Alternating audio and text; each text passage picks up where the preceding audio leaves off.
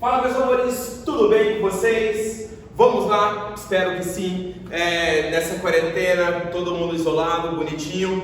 Vamos começar a estudar um pouquinho. E hoje a gente vai ver um troço meio complexo. Hoje eu vou gravar uma aula para vocês sobre tipos de função. Aquele negócio de sobrejetora, injetora, bijetora, função par, função ímpar, função crescente, função decrescente. Então é aquelas coisas que geralmente você fica boiando, certo, galera? Então vamos lá que eu vou dar algumas dicas para vocês. Bom, vamos aqui, a ideia de tipos de função. Nós temos praticamente 3 tipos de função que você tem que ter noção. O pessoal que vai fazer prova para o Paraná, o EM, o EL, o FPR, o UFSC lá em Santa Catarina, tá? O DESC, vira e mexe, cai esses tipos de afirmação. Então prestem atenção no que eu vou falar. Olha só, quando você trabalha com a ideia de função sobrejetora, o que significa uma função sobrejetora? É uma função em que o contradomínio é o mesmo que a imagem,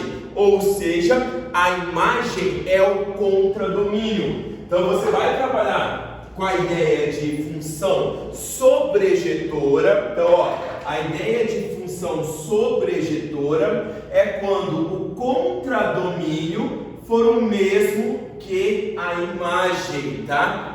Então, galerinha, ó, quando você trabalha com a ideia de função sobrejetora, o contradomínio é o mesmo conjunto que a imagem, tá? Beleza?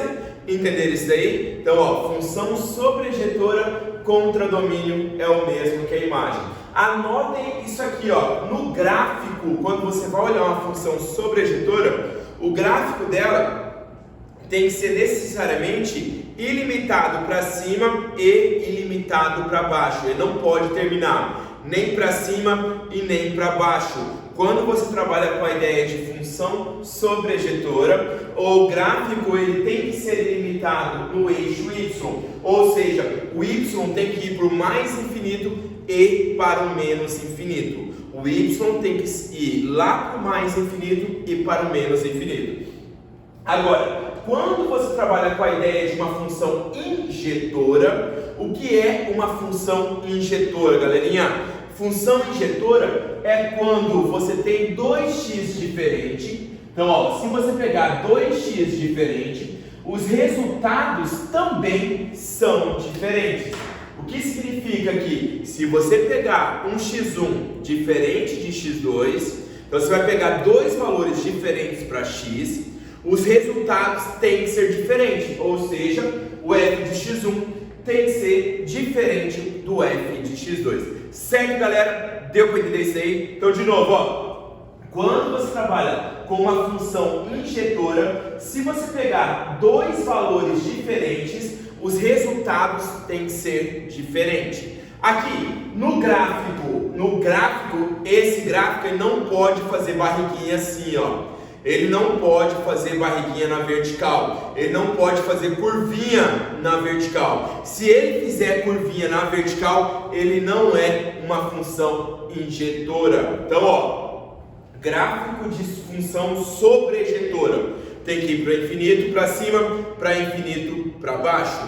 Agora, gráfico de função injetora não faz barriguinha. Não interessa se vai muito para cima, não pode fazer barriguinha, certo? Entenderam o que eu falei? Tranquilo, né? Bom, e uma função é chamada de bijetora quando? Uma função é chamada de bijetora quando você trabalha com uma função que é injetora e sobrejetora ao mesmo tempo, tá? Então, ó, função bijetora é uma função que é injetora e uma função que é sobrejetora ao mesmo tempo, tá? Então, função bijetora é a função em que a função é injetora e sobrejetora ao mesmo tempo. No gráfico é ilimitado para cima, é ilimitado para baixo e não faz barriguinha no meio, certo, galerinha? A outra coisa legal para vocês verem é a ideia de diagrama. Essa função aqui é o diagrama de uma função injetora. Quando você trabalhar com a ideia de função? Galerinha, olha só, é só você associar na vida real, certo? O domínio é o conjunto A, o contradomínio é o conjunto B. Domínio, quem domina nossas vidas? Lógico que são as mulheres, certo? Então, ó, o conjunto A são as mulheres, o conjunto B são os homens, certo? Então, ó, mulher jamais é safada, mulher sempre é fiel e jamais fica sozinha. Então, para ser uma função, jamais a mulher vai ser infiel, então ela vai pegar dois ao mesmo tempo, e jamais ela será sozinha. Já o homem é uma desgraça, bicho. O homem pode tudo, tá? O homem ou racinha desgraçada, tá? O homem não dá certo, tudo bem? Então, ó, aqui as mulheres jamais pegam dois ao mesmo tempo, jamais são infiéis, jamais ficam sozinhas. Homem, bicho, homem é uma desgrama. Homem aceita tudo. Numa função injetora, então, ó, para ser uma função, jamais você tem mulher fiel. Numa função injetora, os homens também são fiéis. Então aqui, ó, para cada elemento de A tem um B diferente, ó. Ou seja, para cada mulher tem um único homem, não tem homem infiel. Então isso é uma característica de função injetora. Na função, tá vendo que aqui sobrou um carinha aqui, ó? Esse carinha aqui é o professor Marcos. Feio pra caramba, não tá mexendo nada, tá? Então aqui, ó, esse carinha aqui é o cara que não tá mexendo ninguém, não tá sendo mexido por ninguém.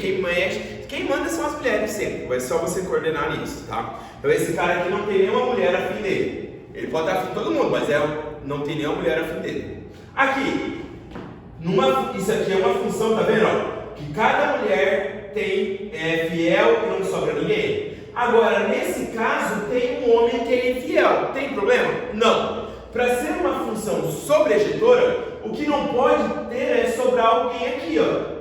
Isso é a principal característica de uma função sobrejetora. Não pode ter homem sozinho, carente, abandonado, jogado nas traças, tá? Então, ó, de novo, para ser função injetora, não pode ter homem safado, tá? Para ser função sobrejetora, não pode ter homem sozinho, carente, tá? Então, na função injetora, não pode ter infiel.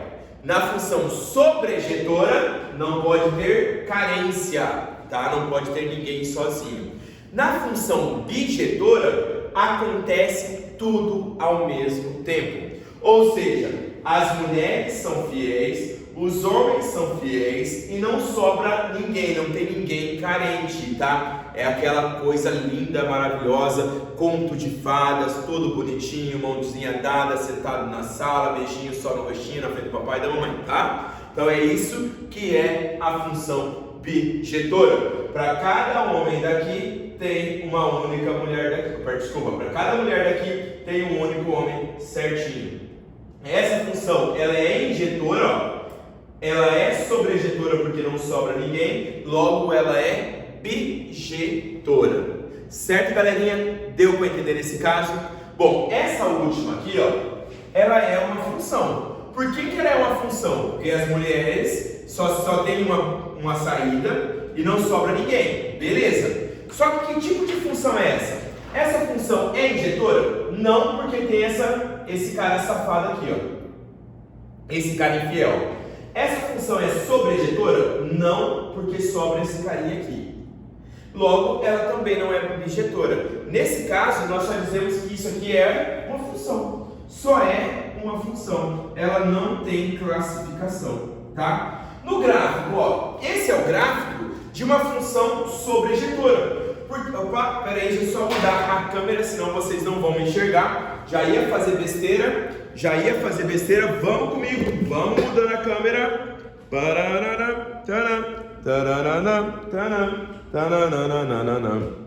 Parei aqui, deixa eu só dar uma organizada aqui. Aí, um pouquinho para trás para não cortar. vai ficar aqui, ó. Aê, galera, agora ficou bom, hein? Então, ó, só vou colocar um pouquinho para a direita, para eu aparecer a hora que eu estiver explicando. Beleza? Então vamos lá, galerinha. Olha só, como que você verifica se o gráfico é de uma função sobrejetora ou de uma injetora ou de uma bijetora? Esse gráfico, ele vai para cima e ele vai para baixo. Logo, ele é ilimitado para cima e ilimitado para baixo. Logo, ele é sobrejetora. Ó, característica, vai para cima, vai para baixo. Isso é a característica de uma função sobrejetora. Agora, essa daqui, ó, tá vendo que ela não faz essa barriguinha? Gráfico que não faz essa barriguinha é o gráfico da injetora. Esse aqui vai para cima, vai para baixo e não faz barriguinha. Logo, ele é bijetora. Esses são os principais gráficos que nós temos. Tranquilo? Certinho, meus amores?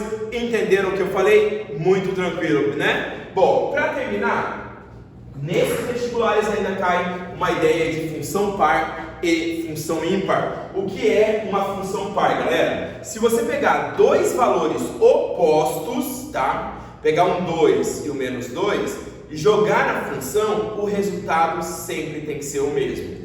Função par, se você escolher valores opostos, tem que dar o mesmo resultado. É um caso da função modular, da função do segundo grau, da função do quarto grau, da função cosseno. Então, ó, funções que são par, segundo grau. Então, ó, função que são par vai ser a do segundo grau, tá?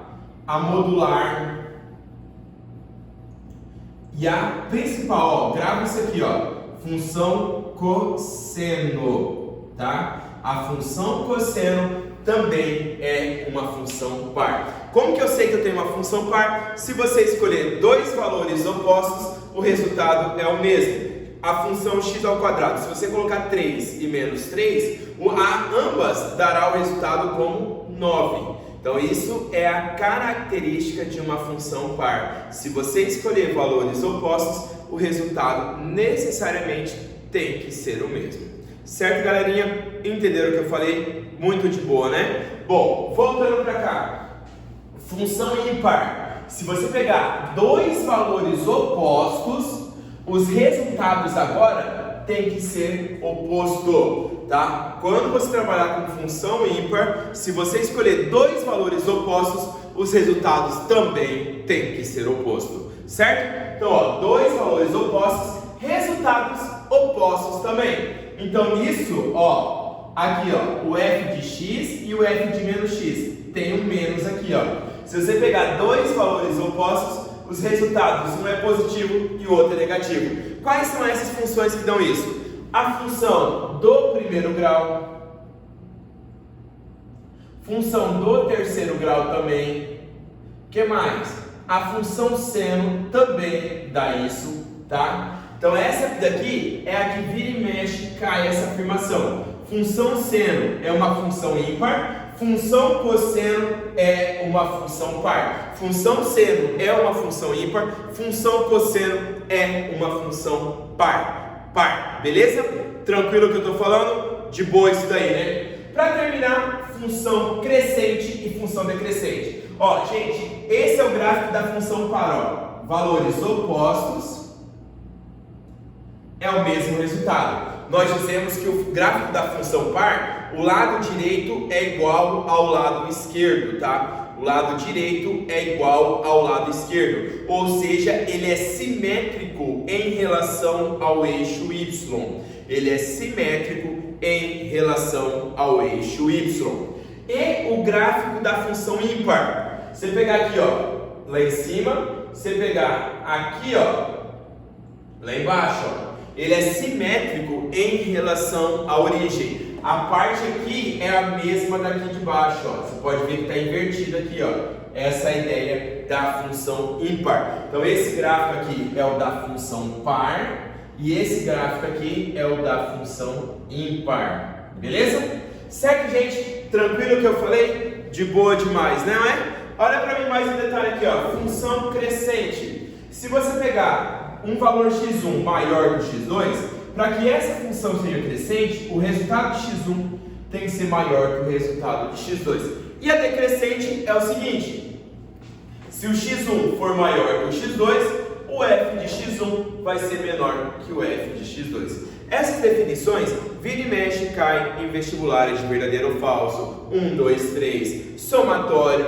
Então, gente, por gentileza, anotem tudo isso daí. Espero que tenham gostado de mais uma aula do Marquinhos para vocês. Essa aula foi sobre tipos de função, sobre ejetora, injetora, bijetora, função par, função ímpar. Então vai estar postada junto com todas as outras aulas no canal do Marquinhos, certo? Curso do Marquinhos lá no canal do YouTube. Tudo bem, meus amores? Um beijo no coração de vocês. Espero que estejam se cuidando e até a próxima aula, galerinha. Beijão, tchau, tchau.